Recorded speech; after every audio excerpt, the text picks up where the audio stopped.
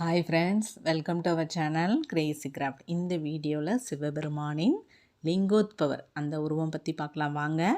இது திருவண்ணாமலையில் லிங்கோத்பவருக்கு நடந்த அபிஷேக ஆராதனைகள்லாம் இதில் இருக்கும் பாருங்கள். அடிமுடி காண சிவ வரலாறு நடந்த திருவண்ணாமலை சிவராத்திரி காட்சிகள் தான் இதெல்லாம் பாருங்கள். ஸோ இவர் தான் லிங்கோத்பவர். அதாவது சிவபெருமானின் 64 திருவுருவ கோலங்களில் ஒன்றான லிங்கோத்பவர் பிரம்மா மற்றும் விஷ்ணுவின் அகந்தையை அடக்கி பரம்பொருள் ஒருவரே என்பதை உணர்த்திய வடிவமாகும். இந்த லிங்கோத்பவர் காட்சிக்கு ஒரு புராண வரலாறு இருக்குது, பார்க்கலாம் வாங்க. பிரம்மாவுக்கும் விஷ்ணுவுக்கும் இடையில் யார் பெரியவர் அப்படின்னு சொல்லி போட்டி எழுந்தப்ப சிவபெருமான் ஒரு எல்லையற்ற அக்னி தூணாக, அதாவது ஜோதி பிழம்பாக தோன்றினார் அந்த இடத்துல.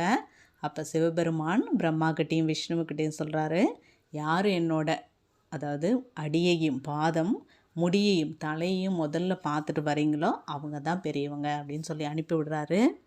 அப்போ என்ன பண்ணுறாரு பிரம்மா, அன்னப்பறவை வடிவம் எடுத்து மேலே பறந்து போய் பார்க்க முயற்சி பண்ணுறார். அதாவது சிவபெருமானோட தலையை.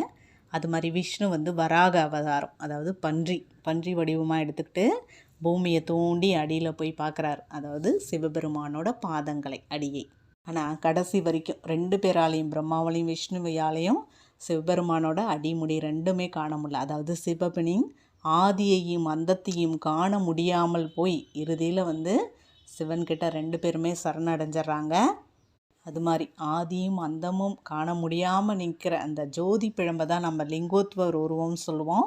இது எல்லா சிவாலயங்கள்லேயும் கருவறையில் பின்புற சுவரில் கண்டிப்பாக இந்த லிங்கோத்பவர் திருமேனி இருக்கும். நீங்கள் ஒவ்வொரு தடவை சிவன் கோயிலுக்கு போகும்போது கண்டிப்பாக இதை கவனிக்கணும். இந்த லிங்கோத்பவர் உருவம் பொறிச்சு அந்த தூணில் பார்த்திங்கன்னா நடுவில் சிவபெருமான் தோற்றம் இருக்கும், மேலே அன்னப்பறவை அதாவது பிரம்மாக்கோசரம், கீழே வராக அவதாரம் விஷ்ணுக்கோசரம் கண்டிப்பாக இருக்கும். நீங்கள் நோட் பண்ணி பாருங்கள். நம்ம அதனால தான் சிவராத்திரி அப்போல்லாம் எந்த டைம் போய் நீங்கள் சாமியை வழிபடுறீங்களோ இல்லை, லிங்கோத்பவர் காலத்தில் கண்டிப்பாக போங்க. ஏன்னா அவர் ஜோதி பிழம்பா நின்ன நேரமே அதுதான்.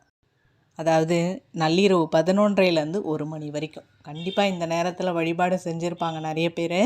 இந்த மாதிரி